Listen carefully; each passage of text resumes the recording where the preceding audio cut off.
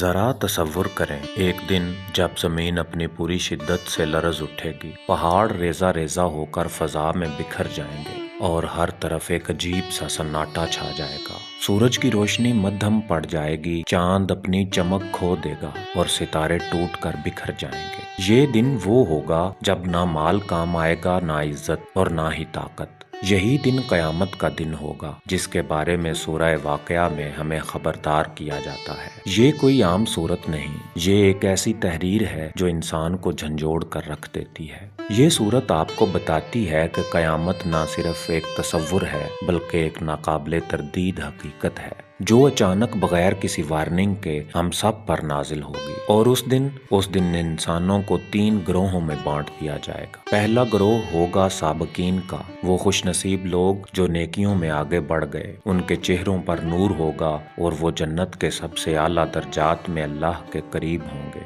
ان کے لیے جنت میں ایسے مناظر اور نعمتیں ہوں گی جن کا تصور بھی ہم اس دنیا میں نہیں کر سکتے۔ نرم و نازک بچھونے، خوشبودار مشروبات، لذیذ میوے اور ایسے ساتھی جن کی خوبصورتی کا کوئی جواب نہیں۔ لیکن کیا آپ جانتے ہیں کہ دوسرے گروہ کا انجام کیا ہوگا؟ اصحاب الیمین یعنی وہ لوگ جن کے اعمال نامے دائیں ہاتھ میں دیے جائیں گے، ان کے لیے بھی جنت میں باغات ہوں گے، چشموں کا ٹھنڈا پانی اور ہمیشہ کی خوشیاں۔ مگر سوال یہ ہے، کیا ہم میں سے ہر کوئی سابقین یا اصحاب الیمین میں شامل ہوگا؟ اگر نہیں تو پھر انسان کو تیسرے گروہ کا سامنا کرنا ہوگا، اصحاب الشمال۔ یہ وہ لوگ ہوں گے جن کے اعمال نامے بائیں ہاتھ میں دیے جائیں گے، ان کے چہروں پر سیاہی ہوگی اور وہ دہکتی آگ میں جھونک دیے جائیں گے۔ ان کے لیے نہ ٹھنڈا پانی ہوگا نہ کوئی سایہ دار جگہ، صرف کھولتا ہوا پانی اور جلتی ہوئی جھاڑیاں۔ تصور کریں ایک ایسی آگ جس سے کوئی بچ نہیں سکتا اور ایسی پیاس جو کبھی بجھنے کا نام نہیں لے گی۔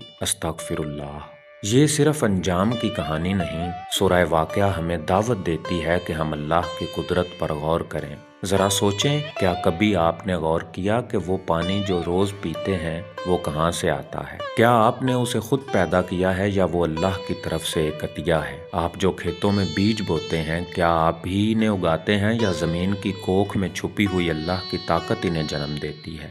اور وہ آگ جو ہمیں روشنی اور حرارت دیتی ہے، کیا ہم نے خود اسے تخلیق کیا ہے؟ نہیں، یہ سب اللہ کی نشانیاں ہیں جو ہمیں یاد دلاتی ہیں کہ ہم کس کے محتاج ہیں۔ اور پھر قرآن، یہ کوئی عام کتاب نہیں بلکہ اللہ کا پاک کلام ہے۔ یہ قرآن ایک معزز کتاب ہے جسے پاک صاف لوگوں کے سوا کوئی نہیں چھوتا۔ یہ کتاب نہ صرف ہدایت کا ذریعہ ہے بلکہ آخرت میں ہماری نجات کی کنجی بھی ہے۔ لیکن سوال یہ ہے، کیا ہم واقعی اس کتاب کی تعلیمات پر عمل کر رہے ہیں؟ سورہ واقعہ کا سب سے چونکا دینے والا حصہ وہ ہے جب موت کے لمحے کی تصویر کشی کی جاتی ہے، جب روح حلق تک پہنچ جاتی ہے اور ارد گرد کے لوگ بے بسی سے دیکھ رہے ہوتے ہیں۔ تب انسان کو احساس ہوتا ہے کہ اب واپسی کا کوئی راستہ نہیں۔ یہ وہ لمحہ ہوگا جب دولت، رشتے اور طاقت سب بے معنی ہو جائیں گے۔ اس وقت انسان صرف اپنے اعمال کے سائے میں ہوگا اور فیصلہ اللہ کے ہاتھ میں ہوگا۔ لیکن کیا واقعی ہم اس دن کے لیے تیار ہیں؟